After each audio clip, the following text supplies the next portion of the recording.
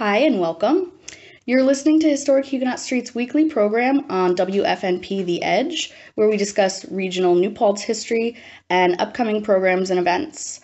I'm Kaitlin Gallucci, and I'm the Director of Marketing and Communications at Historic Huguenot Street, which is a nonprofit 10-acre National Historic Landmark District dedicated to preserving historic buildings, artifacts, and manuscripts, and promoting the stories of the Huguenot Street families who founded New Paltz. Historic Huguenot Street is also chartered as an educational corporation by the University of the State of New York, so education is an important part of the organization's mission. If you tuned in to last week's show, you heard us talk about all of the educational programming opportunities for students from preschool through high school. And you may also remember us describing that it was the Huguenot settlers here that began our tradition of education with the development of the first New Paltz school in 1828. That building still stands with the original stones intact. You can see it on North Front Street. It's what was formerly Enchanted Toys. That school evolved through the 19th century until it became known as the State Teachers College at New Paltz in 1938, and it became SUNY New Paltz, one of the founding schools in the SUNY system, in 1948. In keeping with the tradition of the Huguenot founders, Historic Huguenot Street supports education today in a variety of ways. And again, last week you heard us discuss all of the school programs we offer. If you missed last week's show, you can listen to it anytime on our YouTube channel. So like last week, once again, I'm joined by Historic Huguenot Street's school programming coordinator, Jen DuBois Bruntil. Hi, Jen. Hi, Kaitlin. Thank you for joining me again. Thanks for having me again. So, Jen, can you tell us a bit about our summer camp program, Camp Huguenot? Sure. Camp Huguenot is basically like a combination of an archaeological dig for the week that the kids are involved. And then we have also added in a variety of colonial activities, crafts, cooking. The kids, do things like they might make a candle, and we talk about, how people needed candles more than they do today because they need them for light and to be able to read at night and to see around. So we discuss, the differences between this time and that time, 300 years ago. We cook some of the colonial cookie recipes or breads or things of that nature. Obviously, we're doing it on modern day things, but we are still getting the experience of making something. Close enough. Yeah, exactly. And then the kids are also involved in Stonehouse tours. So like last year, we had the kids tour the Jean Hasbrook house with a costume guide who was taking them through the house, pretending like she was somebody who would have lived in the house. And then, cool. And then we kind of take them, through the next century. And as we walked across the street, I led the group, and she was dressed in the Jean house like a colonial person. Mm-hmm. And then I led the group over to the Deo house, and she kind of took the tail end of it, and she actually switched her outfit as we were going. Oh, nice. And the kids didn't notice it because they were ahead of her. Right. And then so I kind of held their attention, and then she popped in, and all of a sudden she was dressed as the Deo house maid. So the kids were really like, my own daughter was in camp last year. Yeah, they were like, oh my God. And my own daughter said, oh my gosh, it was like we lived in like many different time periods today. This is so neat. So when you hear a kid say that, you know you're doing something right. Yeah, that's awesome. Yeah, so it was fun. We did a lot of stuff. We did water bucket races. Obviously, this is in the summer. It's summer camp. Right. It's hot outside. The kids have been digging maybe in the morning. They're kind of dirty and hot and tired. And then we try to add some fun things in the afternoon, like water bucket races, or, one of the days we even just took them to the pool and let them swim for a little while. So we're mixing it up. And one of the other actually really fun activities that we added last year was fishing. We did that in collaboration with the DEC that was and the first time. Yeah, it was the first time. So I was able to reach out to the education guy at the DEC, and I said, I've heard from some people you do like this fishing program, and he was totally on board to help us out. And he said, yeah, as long as we can figure out a place to fish, I'll bring all the rods, I'll bring the bait, I'll bring everything, I'll teach them how to do it. And then that connected right into like how people would have like gotten their food a long time ago. So we all went over to the SUNY New Paltz pond, And we fished, and every single kid out of those 12 kids caught a fish, and my own daughter caught 12. So it was pretty remarkable. I remember stopping by for a little bit, Yeah. and I was incredibly impressed. I was very impressed as well.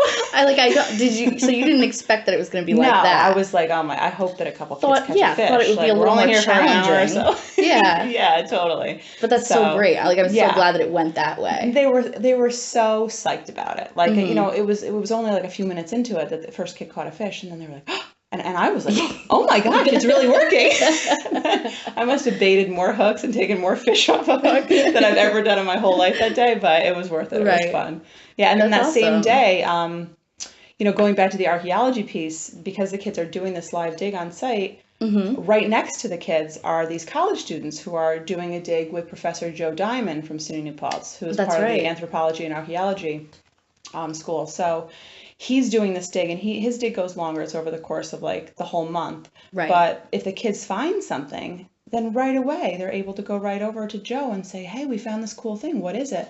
And, you know, last year, my own daughter found like a fossil that was like millions of years old. So he was able to tell her that, and she was so psyched about it, because who would have thought? You know, who knows? Like, exactly. And you know, sometimes kids come into the archedical dig part of it, and they think you've almost like sprinkled some dirt over some things you've hidden in there, right? Because you're used to these kind of activities. Yeah. They're like, okay, did you put this in here? And it's like, no, guys, you're really finding these things. This is really happening. Yeah. It could be. We found bullets and buttons, and we found bones, and then we found things that go back even, you know, pre-Huguenot days to the Native Americans who were here, and, you know, projectile points, and the demetage, which is the flakes that kind of chip off as they're making a projectile point. So these different tools and nails, and, you know, you name it, we found like one of those things.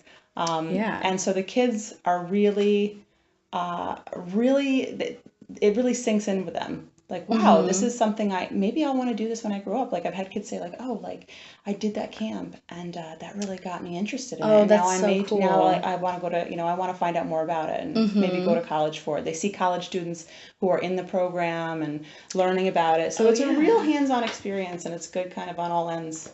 Exposes them to a lot, which, you know, I don't know any other camp that offers that kind of experience, a live dig on like historical grounds. No wonder they're so cynical. Yeah, exactly. Right, like who does this? No one does this. I can't possibly have this opportunity. Right. Yeah. So anyways, it's a great experience, you know, like, and I enjoy getting, you know, when you spend a whole week with the kids, the camp goes from 9 until 3. So I'm with them, you know, pretty much for 6 hours a day. And so, you know, we eat lunch together, and we like do all these different activities together. And you really get a chance to bond with the kids and figure out who they are, and their personalities start to come out. And, you know, the beginning, the first day, it's always like you could hear a pin drop. A little quiet, quiet. Like, I don't know who anybody is. I don't want to say anything. And so there's always a couple icebreakers. And then, you know, this last group that I had last year, after that first half hour, they really started to gel. And they were just really they were like a fun, really kind group. They were, you know, some of them were 12. Some of them were not even 9 yet. Oh, okay. Just before they got to 9s, because the camp generally ranges from age 9 to 12.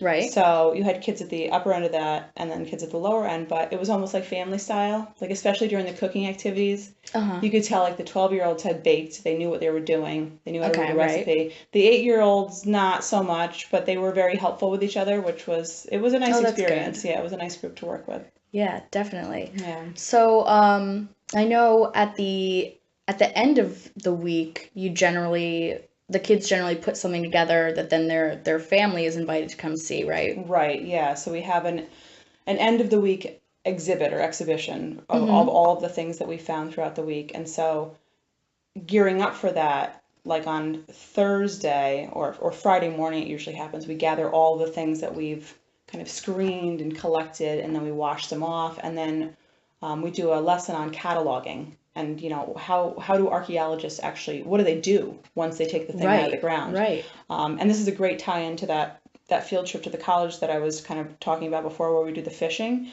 We do the fishing usually in the morning, and then we collaborated with Professor Diamond to go into his lab at the college. So the kids not only fished in the morning, but since we were already on campus, he scheduled a lab day for his students on that day, because I had asked him, like, hey, could we see, the kids don't know what happens after they dig things out of the point. ground. Yeah. That's part of archaeology too, right? So we went into the lab, and the college students were all there. They were all cleaning and categorizing and organizing, and finding out like what time period this like piece of porcelain is from, and it's kind of like a puzzle, like putting together all of these like artifacts from history.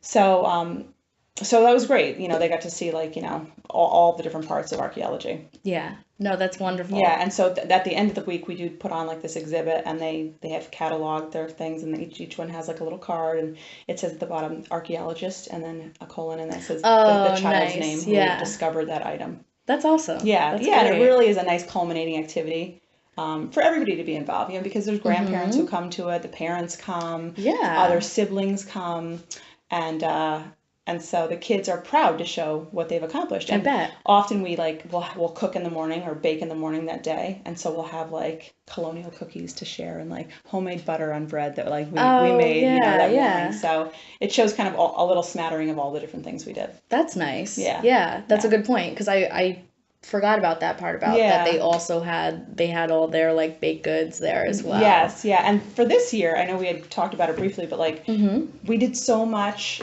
We packed in so much this week that to have like pictures and photos of each of those things, like I hope this year to show like some type of slideshow in the background, or to have the parents see that, because who wants to see smiling faces more than their parents? Right. So, no, that'll be great. We'll definitely have to document all that. Yeah. So it'll be good. Yeah, it's a nice camp. Cool. So what are you, I'm not sure if there's anything new happening this year, but is there anything that you're particularly looking forward to, or something that you really enjoy about doing the camp? For camp, like activity wise, or just like in general? Yeah, or I mean, it can be in general. If you're like, my favorite thing is my daughter, like, that's okay.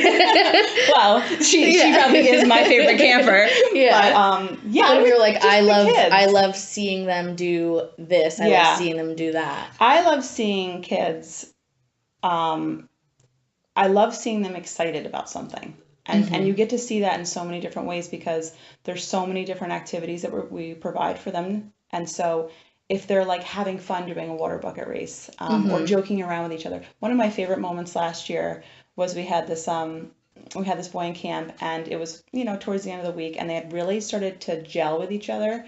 And this one kid was very outgoing, real extrovert, and he was like joking around, and there was another kid who was like more of an introvert. And I started to see that other child like really come out of their shell, and just the group in general, like just the way they reacted to each other and the way they were with each other was just very sweet. And so that's the thing that I think I look forward to the most, is like seeing the personalities of the kids come out. Yeah. And seeing them excited about learning too. No, that makes a lot of sense. Yeah. I feel like, a lot of these activities are probably things that they have never done before. Right. So, in a case like that, with like kids that have different sorts of personalities and how, they eventually get along so well. I mean, it's because I think they're all probably a little bit out of their own comfort zone.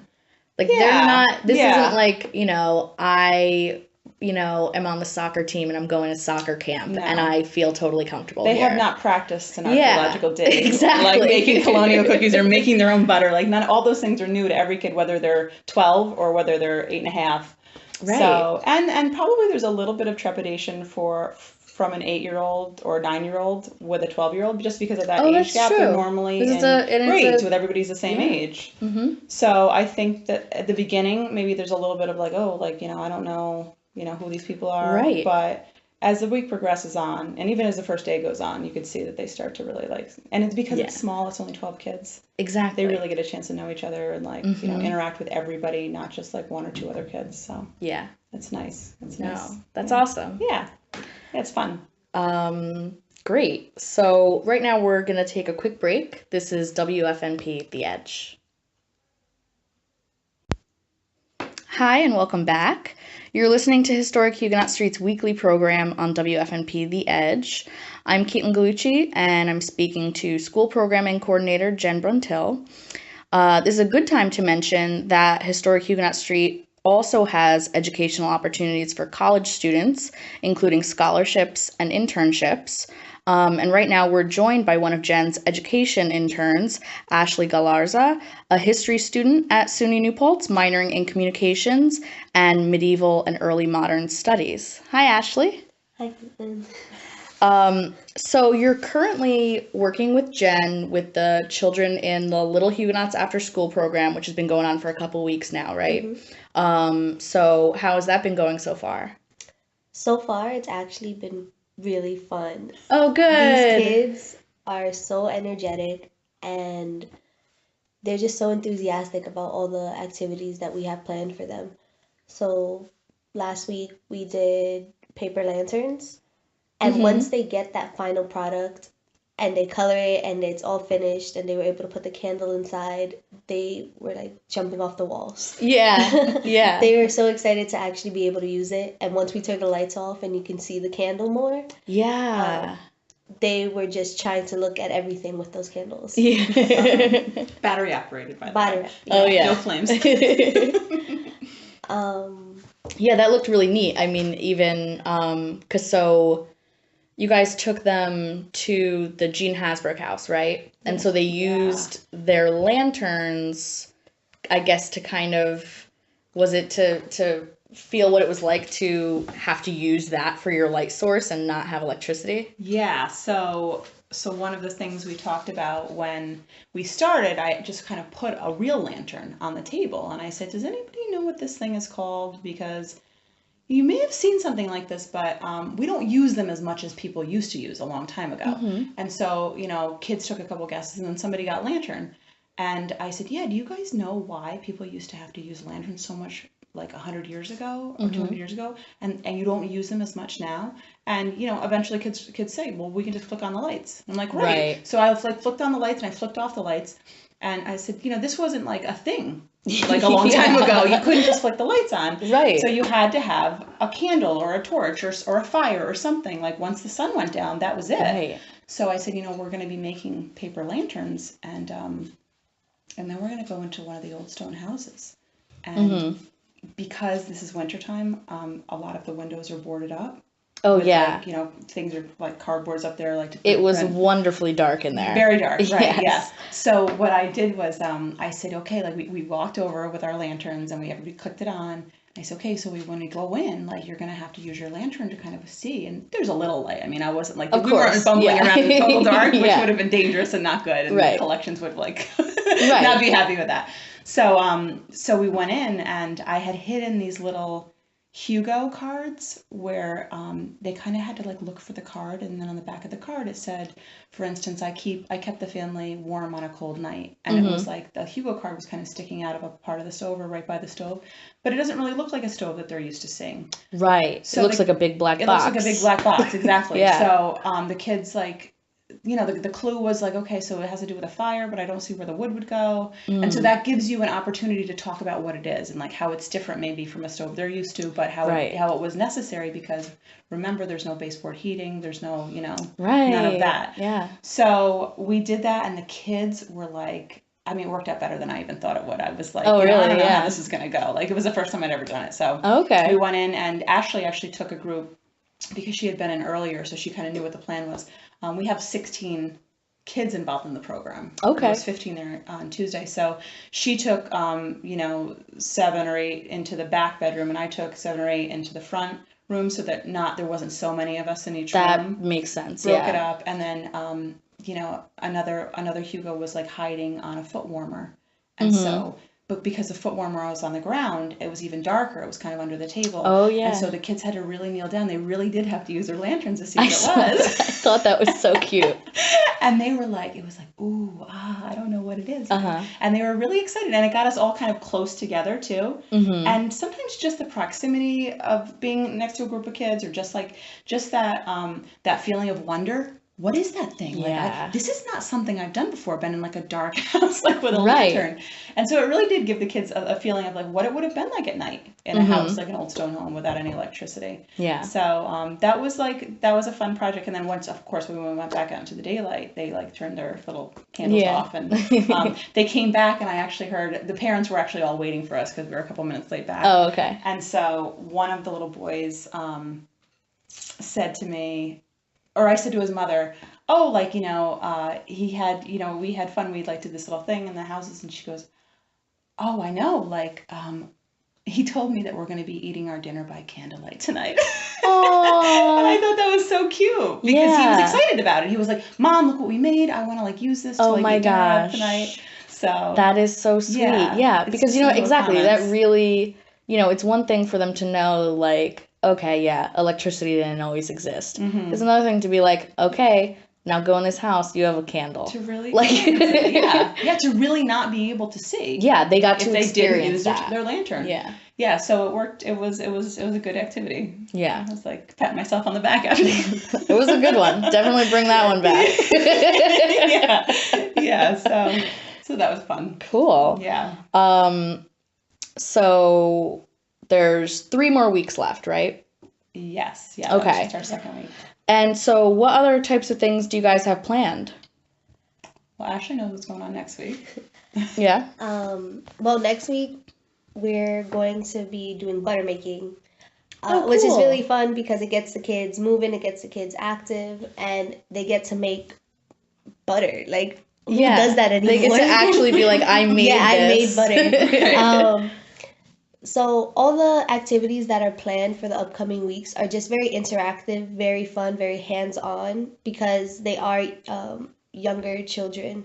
So it's good to keep them busy, keep them moving. Because if we could just sit there and talk about all these colonial things, sure, they wouldn't be as engaged. And so actually baking cookies with them, colonial cookies or butter making, it gets them involved in that kind of way where they can go home and want to sit and eat dinner by candlelight. Yeah. Instead of just hearing about how people lived in darker houses and had to use candlelight. Yeah.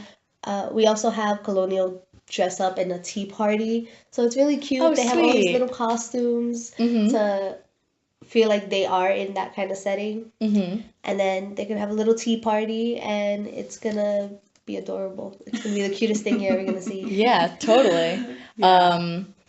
Speaking of like making food items and stuff like that, I feel like that's something I remember too from, I guess, the end of last year's summer camp. I feel like the kids are very like when they're like families come and stuff, they're like, I made that. Yeah. I made this. I didn't make that, but this I did make. You have to try it. And you will eat it. Like, I made that butter. Don't eat that. I didn't make that. Eat this one because that's the one I made. That's important to me. I mean, if kids make it, they have like ownership over it, and they feel like it's almost like crushing to them if you don't eat it. You have to.